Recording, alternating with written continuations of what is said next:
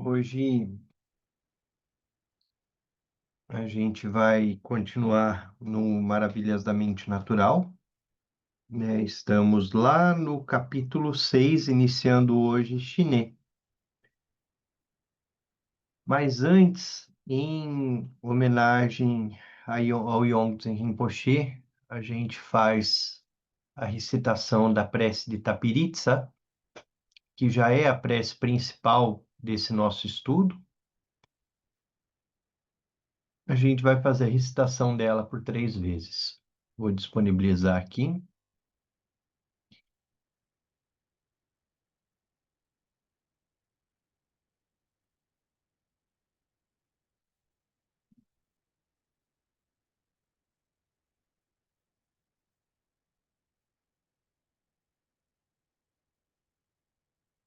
Conseguem ver?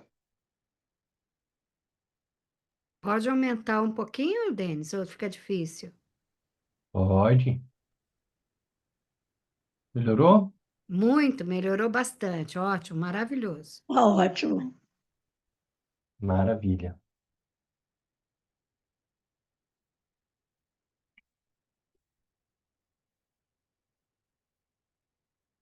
Que maravilhoso. És a emanação coração de contusão. O teu corpo aparece como um cristal, branco luminoso, claro e sem impurezas, irradiando luz nas 10 direções. Estás nu, sem ornamentos, significando a essência mais profunda, o estado primordial. Dotado com a dupla sabedoria do vazio e dos meios hábeis, com compaixão contemplas o benefício dos seres.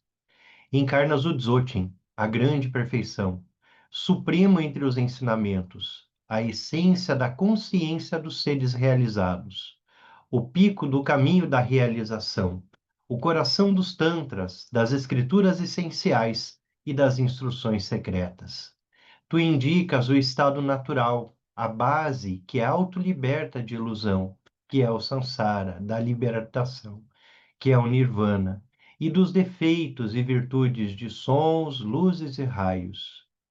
Tendo dissipado completamente a escuridão das mentes dos seres, permite-nos experienciar a base como vazia e sem raiz, e simultaneamente realizar todos os estágios do caminho. Experiências e realização tornam-se manifestas, e samsara e nirvana libertam-se na nossa mente natural.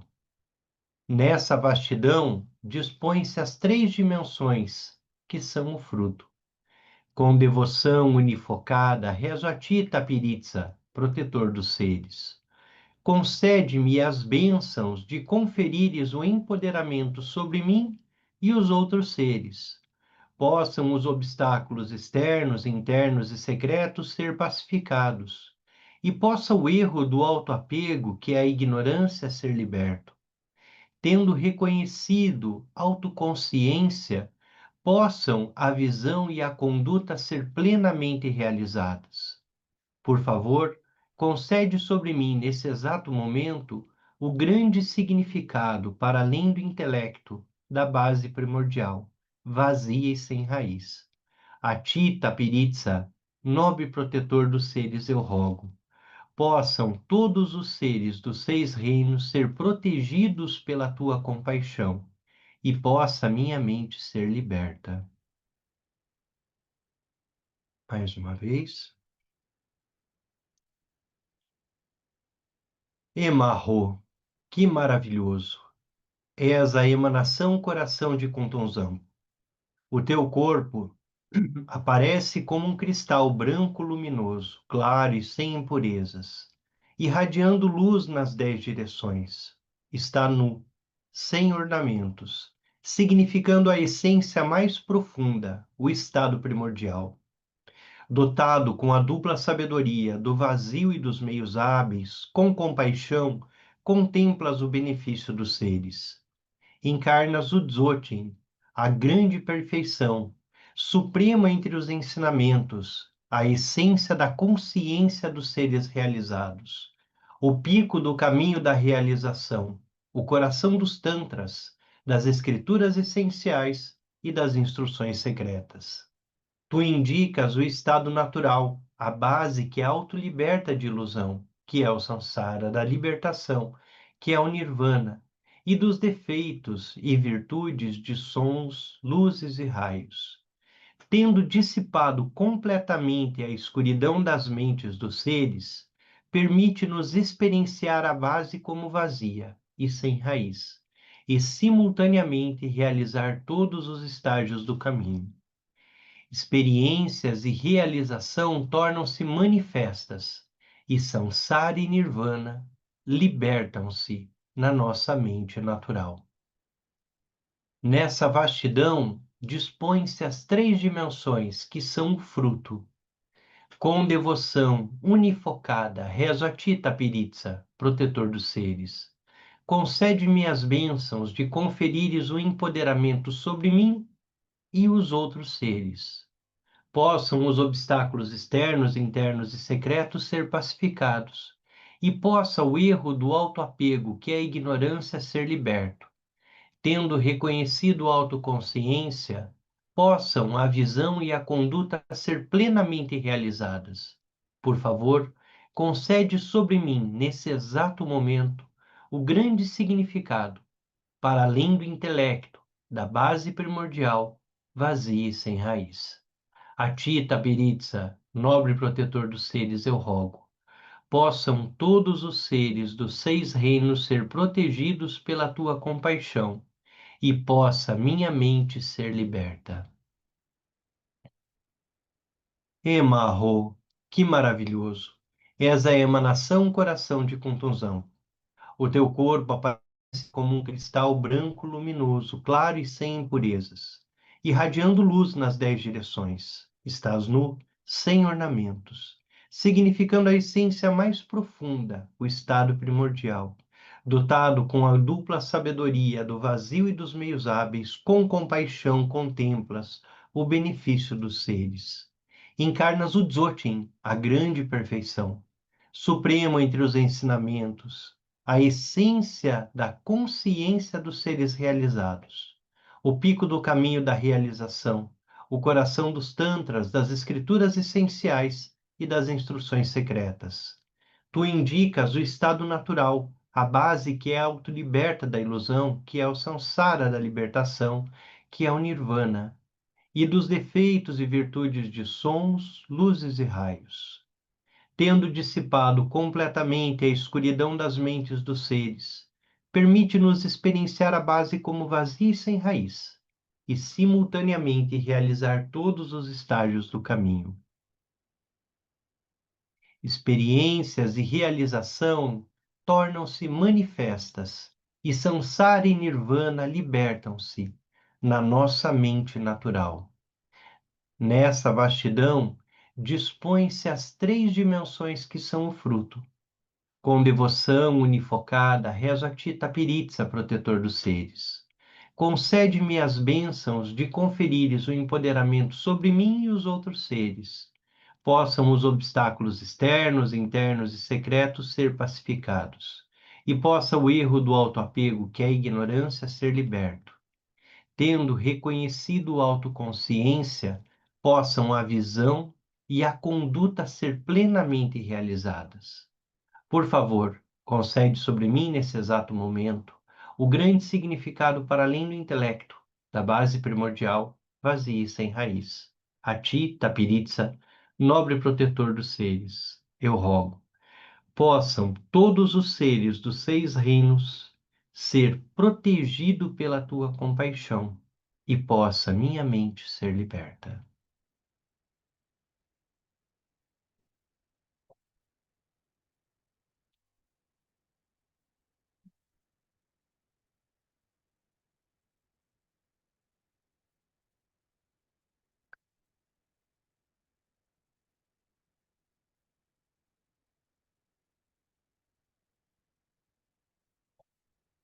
Muito bem, então vamos lá ao nosso texto, na página 6. Chinê, permanecer na tranquilidade da calma mental. Então, chinê nós vamos encontrar também com o nome de chamata, quando tiver alguma associação com o sânscrito, né? Então, é comum que a gente encontre tanto com o nome de chinês como com o nome de chamata. E quando nós vamos numa perspectiva mais tibetana, aí nós acabamos chamando de chinês essa prática. É claro que ela vai ter nuances diferentes a depender do professor, a depender da linhagem. Então, pode ser que a gente pratique chinês já, quem já pratica com um outro professor, numa outra tradição, usando outros suportes. Por exemplo, eu pratiquei bastante tempo na tradição Nyingma, e ao invés de utilizar a letra A, é, ao invés de utilizar a letra a gente acaba utilizando uma figura de Guru Rinpoche, né? Marco, eu sei disso, tá? O Marco está chamando a atenção aqui no grupo, no chat, que tem alguns errinhos de concordância. Tem alguma necessidade também de melhorar a tradução da prece, até para que ela tenha um pouquinho mais de cadência, né? Então, esse é um trabalho que a gente precisa fazer nessa prece de Tapirita. Tem uma parte ali que a ideia é que tanto Sansara como Nirvana são vazios, vazias, né? Sansara e Nirvana. Mas a forma com que está a tradução a gente precisa melhorar um pouquinho, porque senão fica ruim de cadência na leitura e também fica um texto truncado. Então, eu concordo com você. Tem que fazer esse ajuste ali. Então, Shiné e chamata a gente vai encontrar é, como é, sinônimos, muitas vezes, né? O Rinpoche, e nas traduções, ele acaba usando Shiné, e é Shiné que vai aparecer nas diversas práticas. E o foco de Shiné é pacificar a mente. Então, é a primeira prática. De tudo que a gente vinha discutindo até agora, tinha toda a parte intelectual do Dzogchen. Então, toda a questão intelectual, os obstáculos, as dificuldades, né? Então, a gente foi olhando um pouco da história do Dzogchen, como o Rinpoche aprendeu, quem foram os seus mestres, todo esse caminho foi sendo feito até aqui. E aí, a primeira prática que o Rinpoche vai propor e vai apresentar, e que é também uma prática de fundamento, é chinês, né? Pacificar a mente. A mente na sua confusão, a mente na sua agitação, a mente no seu estado ordinário, constantemente confusa, constantemente agitada. Então, em chinês, o primeiro passo é acalmar a mente. E o Rinpoche coloca aqui para nós um pequeno poema. Eu sou o grande auto-originado, aquele que existe naturalmente, conhecido desde o princípio como a origem de todas as coisas. Tu que procuras e anseias incansavelmente por mim, te fadigas. Mesmo ao longo de muitos éons, tu não me encontras. Esta minha natureza é única entre todas as coisas. Não se compara com aquele que não sou eu, nem com aquele de que trata ser eu. Quando a gente entra numa discussão como essa, uma discussão Dzogchen, chinês e tudo mais, nós estamos falando da base auto-surgida, da mente que sempre existiu, que nunca foi criada e, portanto, nunca será destruída. E quando nós olhamos para esse pequeno poema, aqui nós temos todo o ensinamento condensado. Eu sou o grande auto-originado, simplesmente surgiu. A mente, com tons amplos, aquele que existe naturalmente, conhecido desde o princípio como a origem de todas as coisas. Tu que procuras e anseias, aquele que procura incansavelmente por mim, se cansa. Essa é a perspectiva do Dzogchen, né? Eu não fico procurando incansavelmente, eu relaxo. É o não esforço, é a não prática. É exatamente o inverso de todo o esforço. Porque na perspectiva de quem procura algo. E se eu procuro algo, eu intuo o que eu estou procurando, né? Ninguém sai procurando algo que você não sabe o que é, né? Eu perdi alguma coisa, então eu imagino o que é aquilo que que eu perdi e eu começo a procurar. Como eu intuo o que é, eu estou procurando uma coisa e eu não vou conseguir achar. Então o Rinpoche vai dizer: tu que procuras e anseias incansavelmente por mim, te fadigas. Mesmo ao longo de muitos éons, tu não me encontra. Um éon é bastante utilizado na linguagem tibetana, é todo o tempo em que o universo é criado e é destruído, e é criado de novo e se destrói novamente. Então, um éon é um tempo imenso em que tudo surge até que tudo se acabe. Então, o que ele está dizendo? Quem está procurando algo vai procurar por muitos éons e não vai encontrar.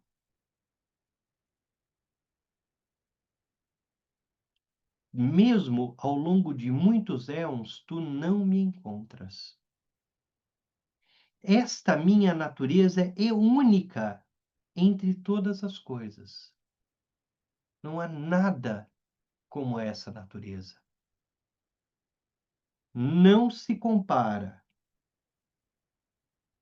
com aquele que não sou eu, nem com aquele que trata de ser eu. Então, não há nada que se compare à natureza da mente, a Kuntunzampo. Não se compara com aquilo que não sou eu, nem com aquilo que você pensa que seja eu. Então, qual que é o problema? Qual que é a questão do Dzogchen? Por que o Dzogchen é a contramão de todas as práticas? Porque nas demais nós procuramos algo que nós miramos. E no Dzogchen nós não miramos nada. Então é um outro caminho, é uma outra perspectiva. Trata de uma experiência direta, não mediada, nem mesmo pela razão, nem mesmo pela argumentação, nem mesmo pela reflexão intelectual. O Dzogchen é experiência, sem conceito, sem elaboração, somente experiência. E aí nós começamos então a prática da concentração. As práticas de concentração, como o chinês, são encontradas em muitas tradições, por exemplo, no Sutra e nos Tantras do budismo, e nas muitas formas de hinduísmo. Em todas essas tradições é considerada uma prática necessária e fundamental. No Dzogchen, o chinês é considerado uma preparação para a prática essencial da contemplação.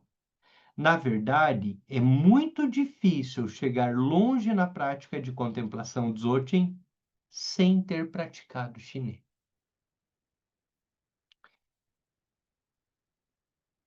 Quando a gente fala de Dzogchen, nós falamos muito de condições kármicas, né? E tem pessoas que têm que já têm o Dzogchen em si, que já têm, que não precisam elaborar, então isso é muito raro, né? E o próprio Rinpoche diz, é muito difícil alguém que não tenha desenvolvido concentração ir para uma prática mais avançada em Dzogchen. No Dzogchen, a prática da concentração em 3 etapas, a prática da concentração tem 3 etapas. A primeira é a concentração com esforço. Ela envolve a aplicação de esforço, às vezes chamada de a criação da pessoa. Nós persistimos na prática para melhorar a concentração, porque não estamos acostumados a ela. Esta é a fase da tranquilidade criada pela mente. Na segunda etapa, nós desenvolvemos essa concentração forçada, até ela se transformar em um estado de tranquilidade natural. Na terceira etapa, nós relaxamos a concentração, até que ela se torne um estado de tranquilidade mental.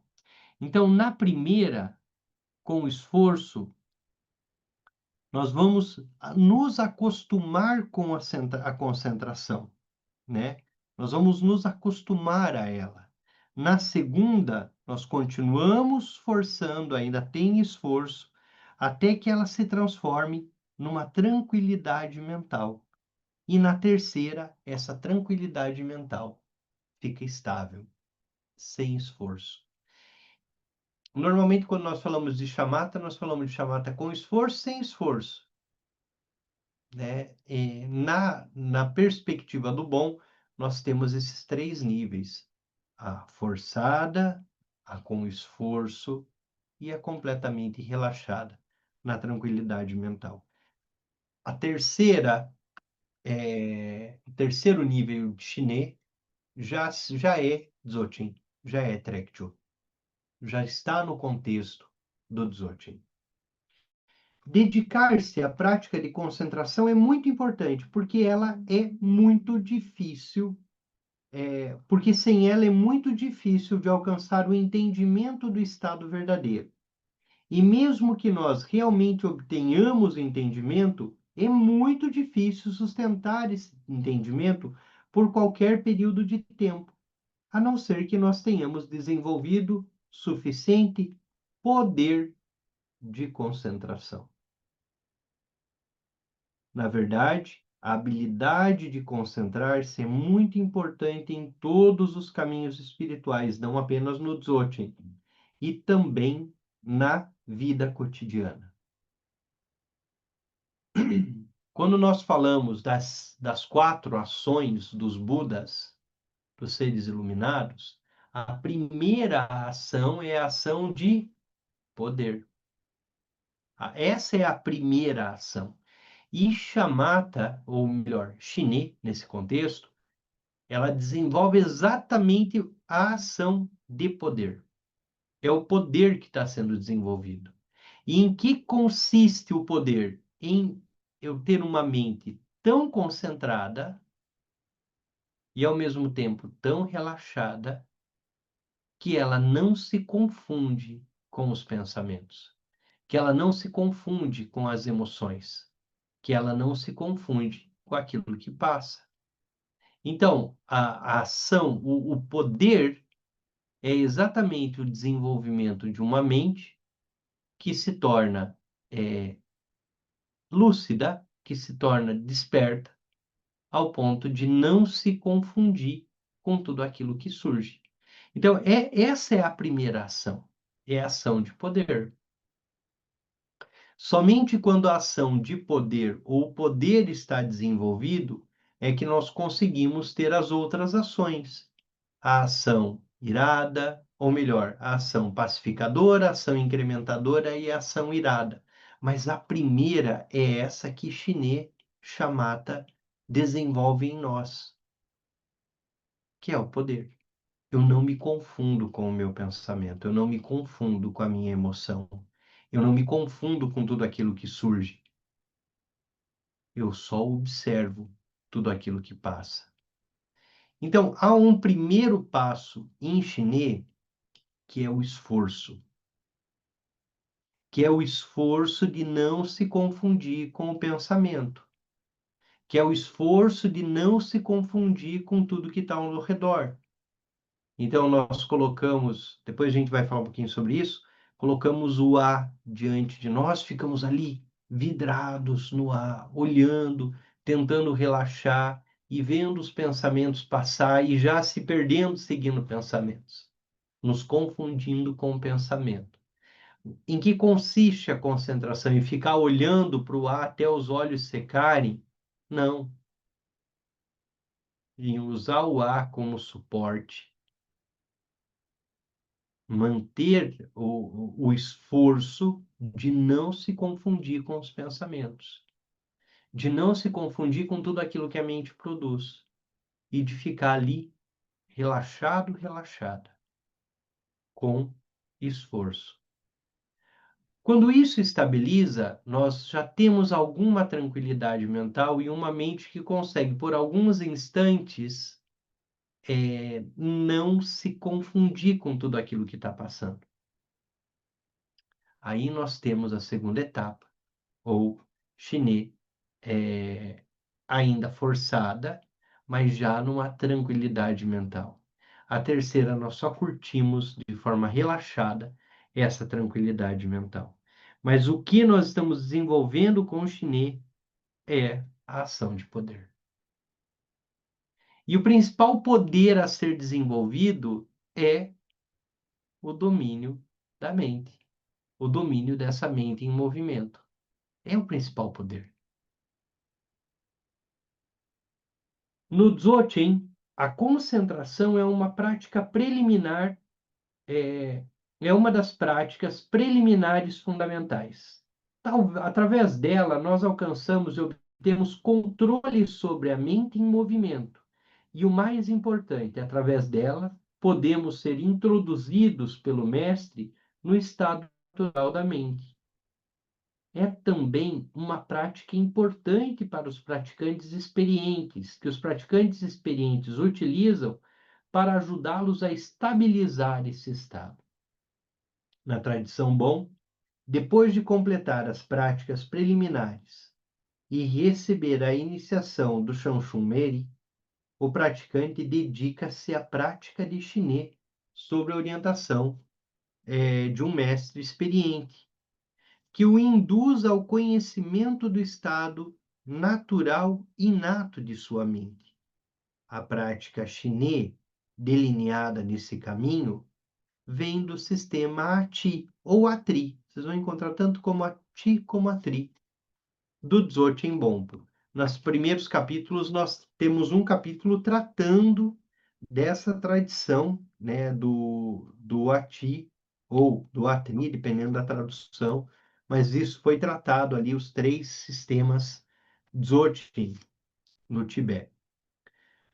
A prática chinê do Atri. A prática chinesa do sistema ATI, vamos chamar de sistema, eu acabei acostumando com o ATRI, mas vamos chamar de ATI como essa tradução propõe. A prática chinesa do sistema ATI consiste em duas técnicas de prática de concentração. Elas são chamadas fixação com um atributo, fixação sem um atributo. Na prática da fixação com um atributo, usa-se um suporte visível, como uma imagem para concentrar a atenção da mente e trazer a mente sob controle, utilizando esforço.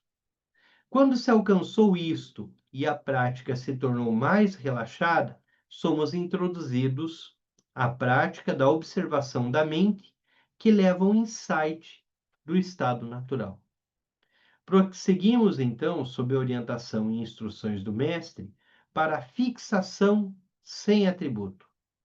Ela envolve a meditação na nossa natureza não condicionada e consiste num treinamento, manter a mente em um estado de equilíbrio contemplativo. Então, com esforço, tem o esforço visual, né? Tem o esforço de manter a mente fixada em uma imagem, fixada em algum elemento. Nós vamos ser introduzidos a fazer isso com a letra A, e a gente já chega nesse ponto, mas com esforço é esse primeiro movimento com a fixação em um atributo, que pode ser uma imagem sagrada, que pode ser um ponto no canto da sala, que pode ser qualquer coisa, sendo algo para que a gente possa fixar nossa mente. Os ensinamentos geralmente são dados em uma ordem. Primeiramente, as práticas preliminares, depois a fixação, introdução ao estado natural e, finalmente, a contemplação. Somos aconselhados a praticá-las nessa ordem, porque é proveitoso, útil e realmente necessário fazê-lo dessa maneira. De outro modo, é como querer fazer o terceiro ano da escola depois do primeiro ano sem ter feito o segundo. Não somente seremos incapazes de fazer o terceiro ano, mas também não poderemos continuar para o quarto e o quinto. Há uma certa ordem que tem que ser seguida. Isso não significa que não possa haver certas pessoas que tenham maior habilidade para desenvolver sua prática através da fixação sem atributo e que não tenham sinais de progresso quando fazem fixação com o atributo. Mas, obviamente, isso não se aplica a todo mundo. Portanto, é melhor seguir a ordem e as instruções tradicionais. O atributo é um objeto que serve como suporte,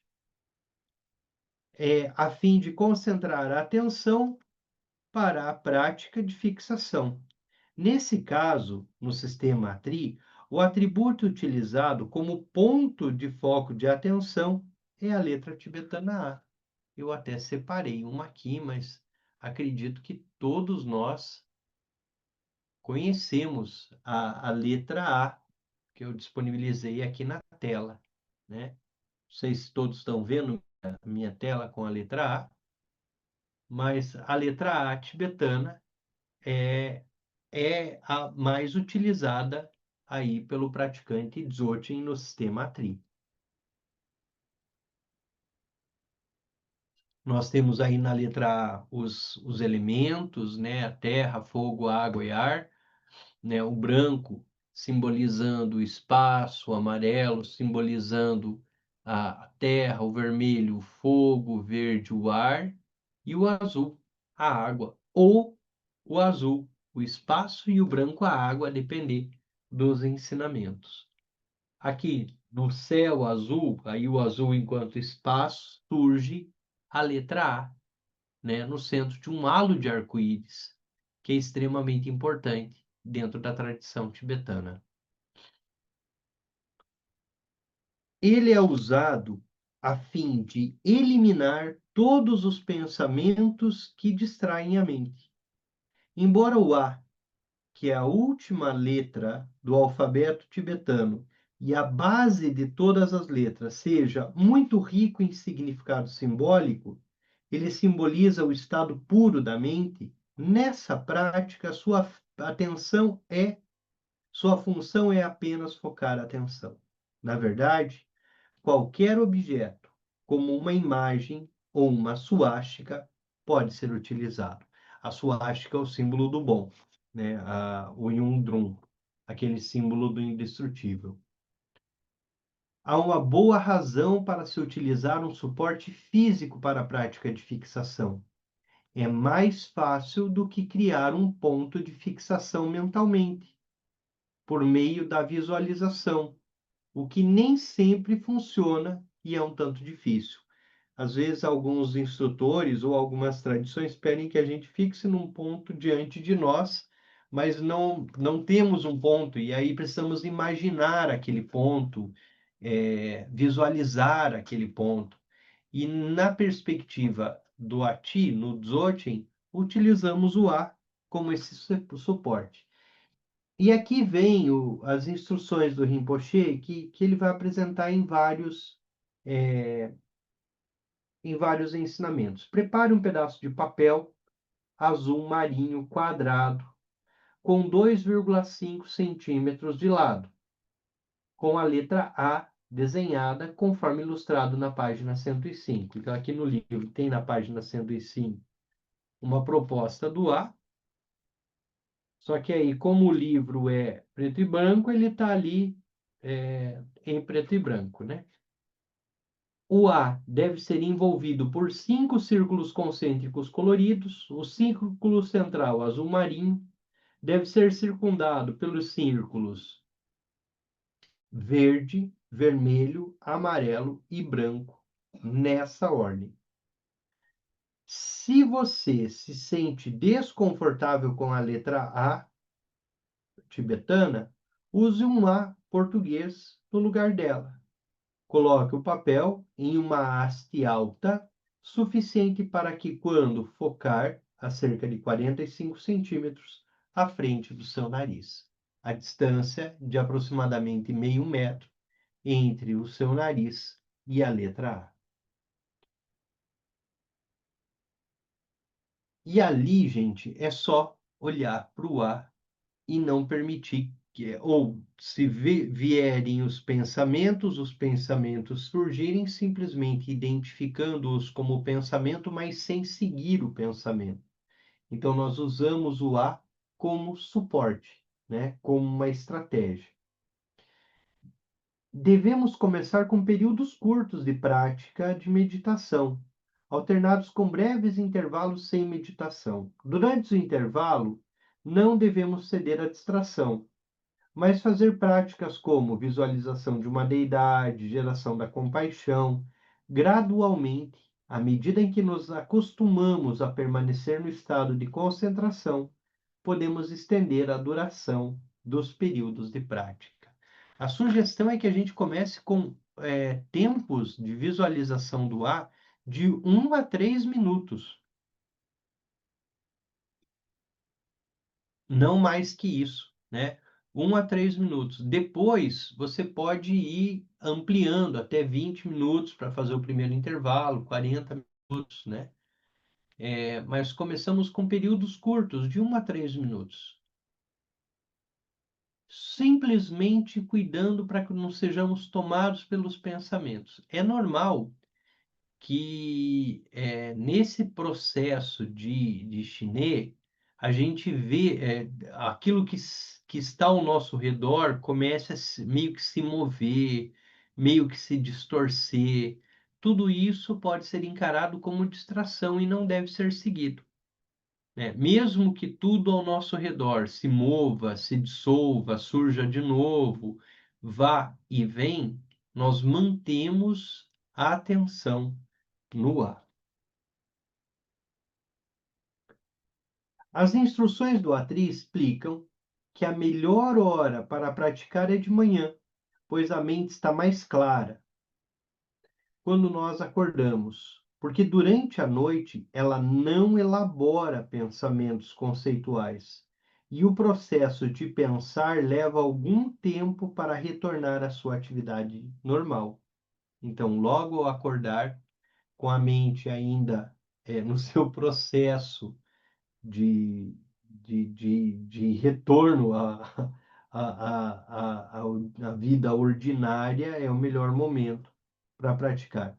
As instruções se seguem para elucidar as regras e serem seguidas quanto à postura corporal, respiração, olhar, mente e atenção. Quanto ao corpo, devemos sentar com as pernas cruzadas, com o pé direito descansando sobre a perna esquerda, com o polegar tocando a raiz do dedo anular, ou o dedo dos espíritos, assim chamados, porque é através deste dedo que os espíritos entram no corpo de um médium.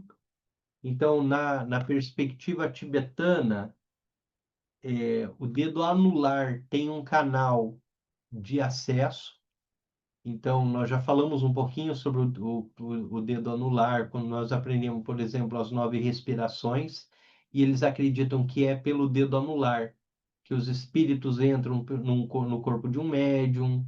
Nós temos as perspectivas da tradição tibetana, as doenças, os seres não, os espíritos locais, os espíritos podem nos acessar pelo dedo anular. Então, muitas práticas nós prendemos o dedo anular. Então, em chinês, né, nós vamos fazer essa posição que nós usamos nas 9 respirações e mantemos uma mão sobre a outra. As pernas cruzadas, a perna direita mais à frente, né, sobre a esquerda, e depois os dedos, o polegar tocando a raiz do dedo anular e as mãos sobrepostas. Os ombros devem ser mantidos abertos e não arqueados. Os ensinamentos dizem que deve ser como as asas do garuda, né? Como se nós fôssemos o garuda prontos para voar. As costas devem estar retas e o estômago encolhido. Trazemos o estômago para dentro, com o queixo levemente recolhido à direção da garganta.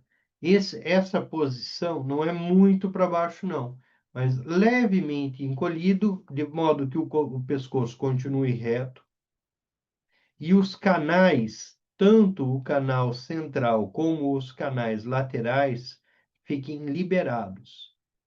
Então, os ensinamentos dizem que se nós levantarmos demais a cabeça, isso vai desenvolver orgulho, vai desenvolver uma série de, de características na prática, ao mesmo tempo que, se nós baixamos muito a cabeça, nós também vamos desenvolver efeitos por não deixarmos os canais é, plenamente retos, né? Com a cabeça levemente arqueada para frente, mas não muito, né? Quem estuda Lujong, principalmente Lujong, também da tradição Bon, que são yogas corporais, e o Tuk Lobsang é um dos grandes instrutores de Lujong. Existem práticas corporais que estão associadas aos canais, e ele ensina que, se nós temos problemas para dormir, nós devemos meditar por alguns minutos com a cabeça bem para baixo, para baixar a energia do corpo. Agora, se nós dormimos muito e precisamos despertar, e nós levantamos a cabeça bem alto na prática de chinês, para que os canais possam ser ativados e ter mais energia. Mas é um outro ensinamento, só a título de exemplo. Mas acaba se utilizando esse movimento da cabeça. A respiração deve ser mantida tão natural quanto possível. Respirar rápido demais faz com que a atenção fique perturbada. Quanto ao olhar, não devemos olhar para cima nem para baixo, mas fixar o olhar diretamente na letra A. Os olhos não devem estar arregalados, caso contrário, a mente pode agarrar o A como um objeto externo. Nós só repousamos no A. Quer dizer, não devemos arregalar os olhos como se fôssemos trazer o A como objeto externo, nem fechados, pois poderíamos começar a cochilar e a cair num estado sonolento. Então, nós meditamos com os olhos entreabertos, para que a luz possa entrar, para que a luz interna e a luz externa se mantenham conectadas e não exista diferença entre a luz externa e a luz interna. Não devemos piscar os olhos, nem inibir o fluxo das 3 águas. É comum que um praticante bom de chinês pratique com uma toalha no colo. Então, eles carregam uma pequena toalhinha e colocam no colo. Por quê? Porque na prática de chinês, na tradição bom do Atri, nós não inibimos a vinda das águas. Então, as lágrimas, a saliva, nós permitimos que ela simplesmente escorra. Nós permitimos que ela venha. Não devemos piscar os olhos, nem inibir o fluxo das três águas, saliva da boca, muco do nariz e lágrimas dos olhos. Deve-se permitir que estas fluam livremente, porque precisamos nos concentrar e não permitir que essas ações reflexas nos distraiam. Quando a atenção Quanto à atenção, o Atri explica que devemos nos concentrar como se estivéssemos enfiando uma linha no buraco da agulha. Qualquer movimento nós perdemos o buraco, qualquer movimento nós temos que começar de novo. Quanto à mente, não devemos nem pensar no passado nem no futuro, e nem devemos tampouco tentar mudar a situação do presente. Precisamos simplesmente manter a presença da consciência plena do A, mas sem pensar sobre o A, e nos concentrarmos tão intensamente quanto possível. Não podemos perder a consciência do A nem por um segundo. Nós não pensamos no A. Nós não vamos ficar refletindo o que é aqueles símbolos, o que é aquelas cores, o próprio símbolo do A significa. Nós simplesmente estamos ali observando o A, sem perder a consciência dele, nem por um segundo. É importante distinguir entre simplesmente manter a presença da consciência plena no A, isto é, direcionar a atenção continuamente para o A, sem que o fluxo da atenção seja distraído, e pensar ativamente sobre o A, o que é meramente criar um pensamento. Se a gente for ficar procurando o que o A significa, as cores, a gente está pensando, está elaborando. Na verdade, há duas etapas no olhar para o A. A etapa inicial é quando nos concentramos, o que significa usar o A para controlar os pensamentos e a mente. A segunda etapa é quando ficamos absorvidos na contemplação e estamos meramente conscientes de que há um A, sem mais ter que concentrar a atenção no A. Estaremos relaxados na presença, né? Estaremos ali com um A diante de nós, mas relaxados, sem a necessidade de esforço. Seguindo-se estritamente essas regras, nós harmonizamos e ativamos os elementos internos. Nossa prática começa a funcionar e nossa mente fica controlada. A mente segue os olhos. Quando uma pessoa olha, a mente passa através dos olhos. Se nós olharmos fixamente o A, mas a nossa mente vagar por algum outro lugar, por algum pensamento, isso não será concentração no A. Os olhos, na tradição tibetana, são esse canal de conexão da mente com o mundo externo. Então, a mente segue os olhos. Na verdade, os cinco sentidos. Onde estão os cinco sentidos, a mente está direcionada. Alguns sentidos são ativos, como os olhos. Nós olhamos aquilo que nós queremos. Então, nós direcionamos a mente e a mente segue a direção do olhar. Por isso, nós focamos em um ponto, de modo que nós tentemos ali não nos perturbar com os nossos próprios pensamentos. Na medida em que o chinês se estabiliza, na medida em que a prática avança e a gente estabiliza chinês, a gente consegue perceber as coisas que surgem na mente. A raiva que chega, o apego, o orgulho, e nós conseguimos dar nome para esses sentimentos. Orgulho, raiva, inveja, apego. Ele simplesmente surge e nós conseguimos dar nome. Perfeito? Alguém gostaria de fazer alguma colocação, alguma pergunta?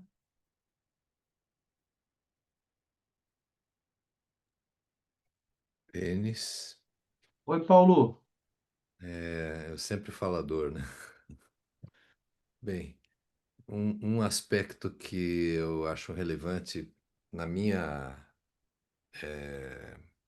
prática pessoal é o fato de que eu tenho um transplante nesse olho esquerdo e justamente porque eu vinha desenvolvendo ceratites bolhosas. Então eu preciso lubrificá-lo muitas vezes, muito, todo instante eu estou lubrificando o olho. E portanto, se eu for me esforçar por ficar com o olho sem piscar, eu vou estar criando um outro obstáculo, né? Então, por conta disso, eu já até experimentei fazer isso, mas não fui muito bem sucedido, não. Então, tenho sempre piscado e pronto, né? E veja, nenhum esforço deve ser tão grande a ponto de se tornar uma agressão. Nenhum esforço pode ser agressão, né? Agressão ao corpo, agressão aos órgãos, em hipótese nenhuma. Mas o fato de não praticar chinês, como na tua condição, Paulo, desse jeito, não quer dizer que não vai ter efeitos, que não vai ter resultados e que eles não serão observados. Porque, na verdade, o que a gente está fazendo é buscando um suporte.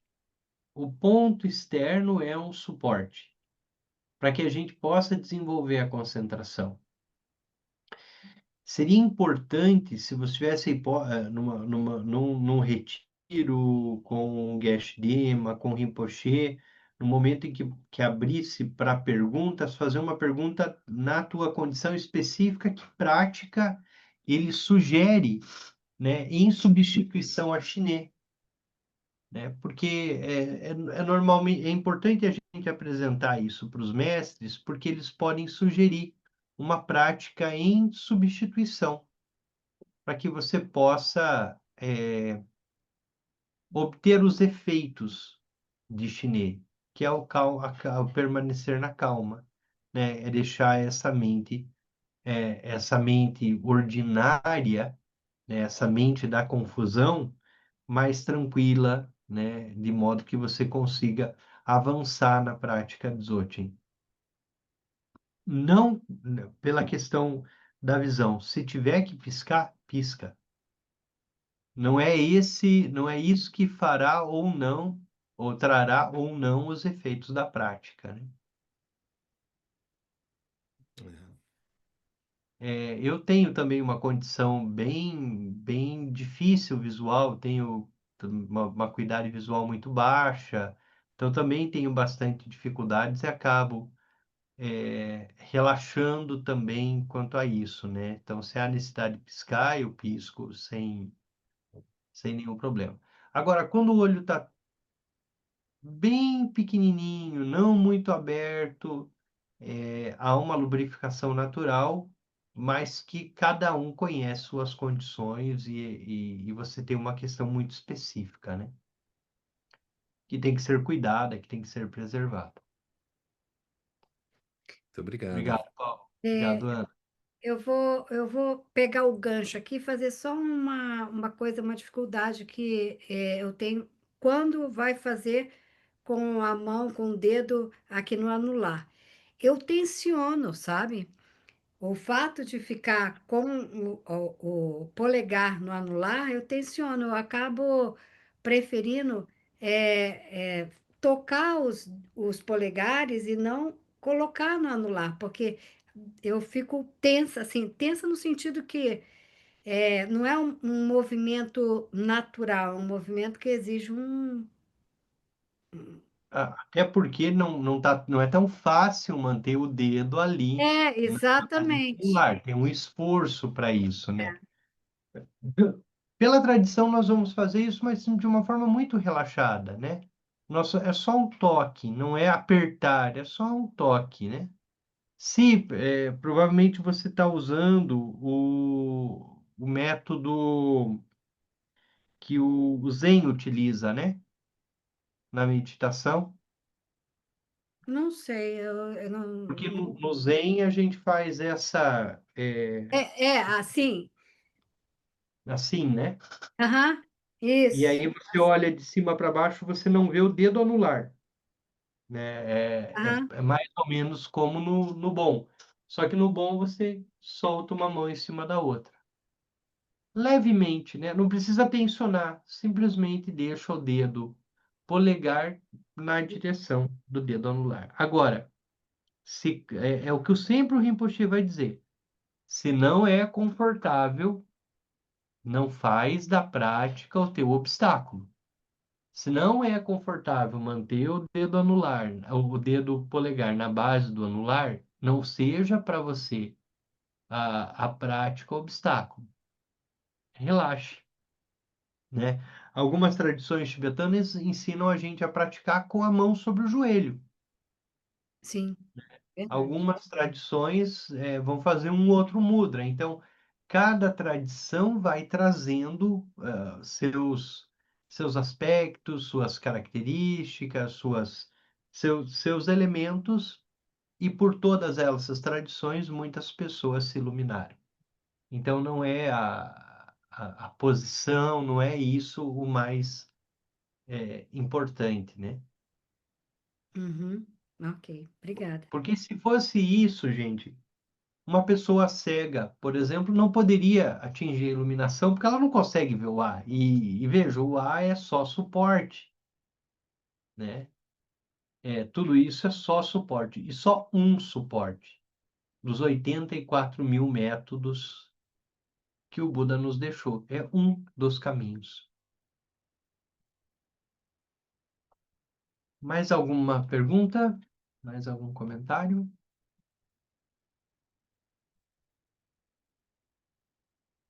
Vamos fazer a dedicação final.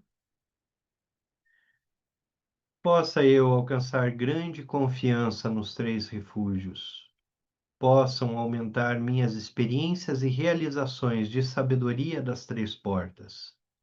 Ao purificar os três venenos, possa eu obter os três corpos. Ao liberar meu próprio ser, possa eu beneficiar os outros.